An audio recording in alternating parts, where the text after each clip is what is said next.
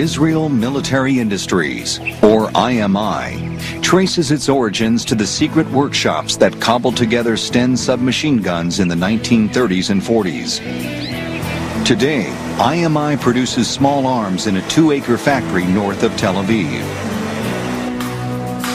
The company makes a broad range of weapons, from machine guns to target pistols. IMI makes a number of sporting type guns, especially in the handgun market. They make a gun which they call the Jericho in Israel, and it's used by the military forces there.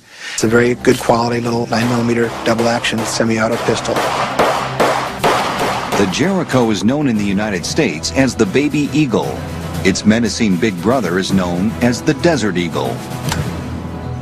The Desert Eagle is a beefy, well-built, serious gun.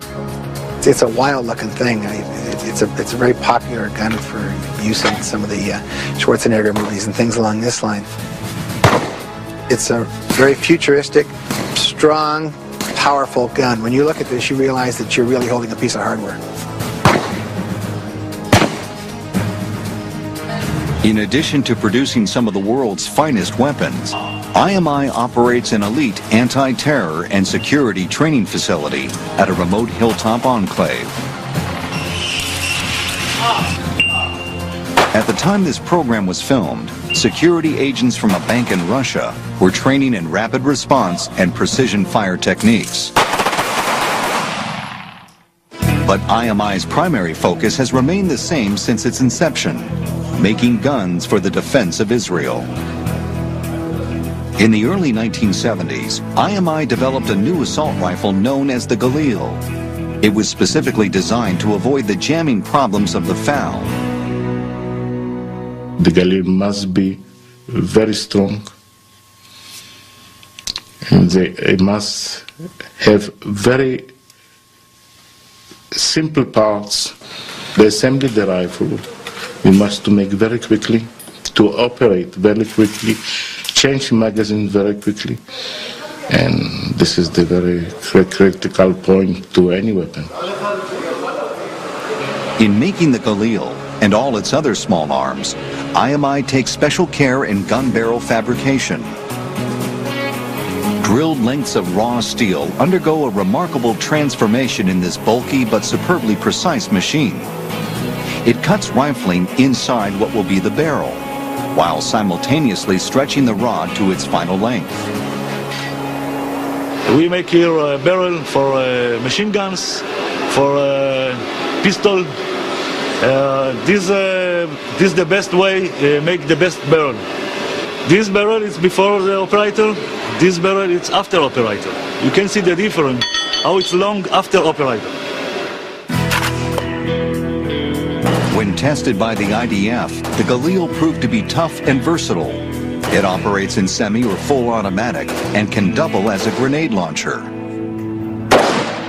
The Galil's kind of interesting, and it's got little goodies in it that you don't see in a lot of guns. For instance, you turn it over and it's got a bottle opener on the bottom, and the bipod itself also doubles as a barbed wire cutter. It's kind of almost like the Swiss Army knife of firearms.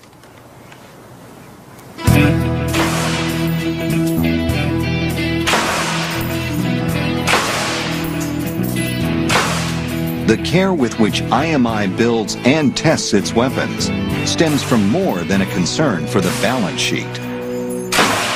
I was serving in the IDF, in Israel Defense Force, for 27 years, so I know exactly how much a soldier depends on his weapon. Producing weapons is more than a business here, because you have to remember that sometimes the small arms we are producing are coming to our children that are serving in the army. Israelis have a special affection for their soldiers. It is not uncommon to see motorists pick up uniformed hitchhikers, even though they are strangers packing automatic weapons.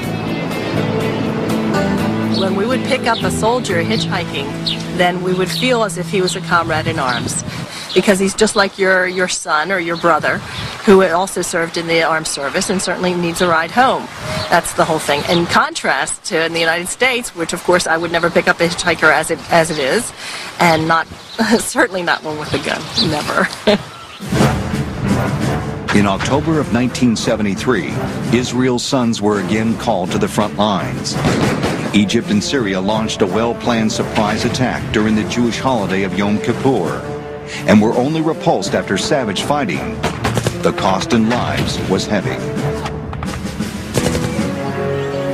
All told, 2,500 Israelis were killed.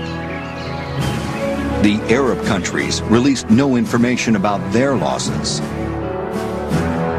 The Galil saw only limited action in the Yom Kippur War.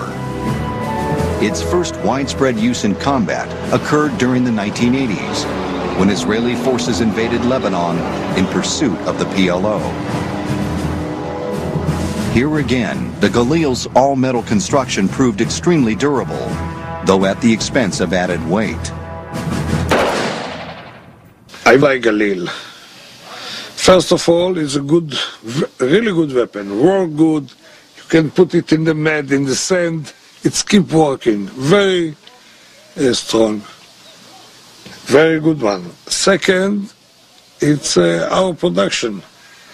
And for me, it's I'm a very patriot for my country. And I was proud to carry gun made in Israel.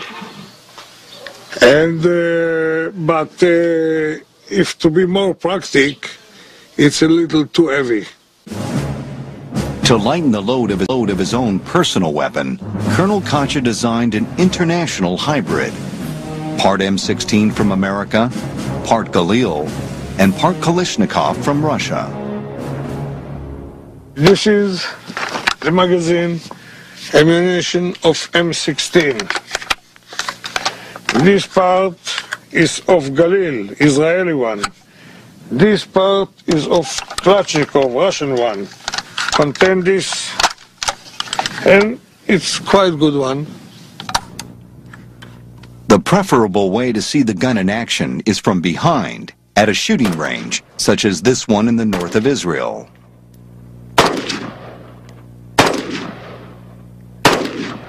Like the Galil, the weapon can fire semi and full automatic. Kacha's potent crossbreed is a unique firearm, a one-of-a-kind answer to the Galil's weight problem. Until the IDF finds a lighter weapon, its frontline troops still largely depend on the Galil.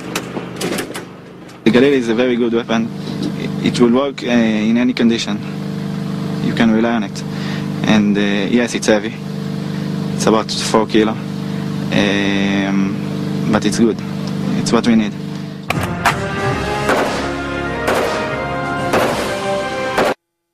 We now return to Tales of the Gun.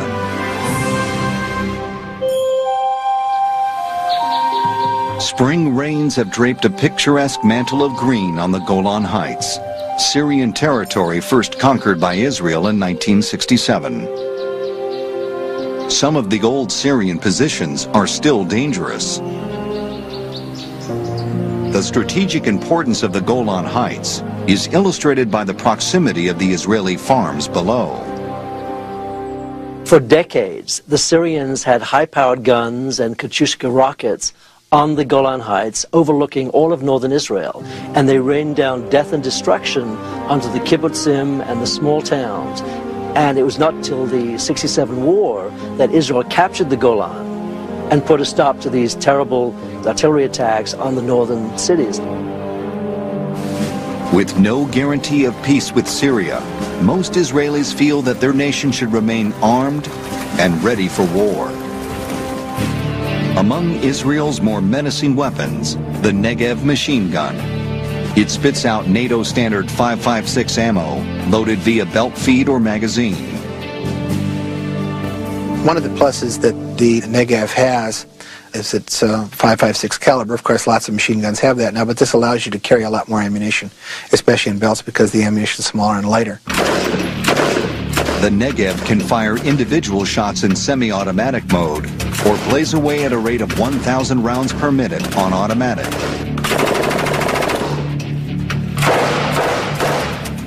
Negev can even be carried like an assault rifle. This versatile weapon can also serve as a grenade launcher. Grenades are typically used against light armor or fortifications and are made in a range of explosive power for different targets. The most potent grenade can punch a hole in a half-inch of steel. Instead of a standard round, a special bullet is used to launch the grenade. It contains no projectile, only powder.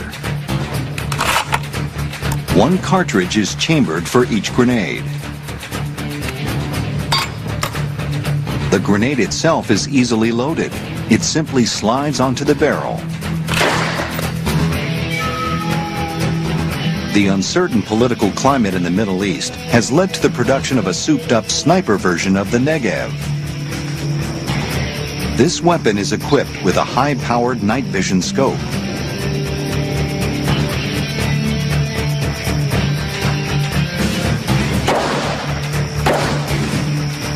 The Micro Galil is another IMI weapon used by special operations units.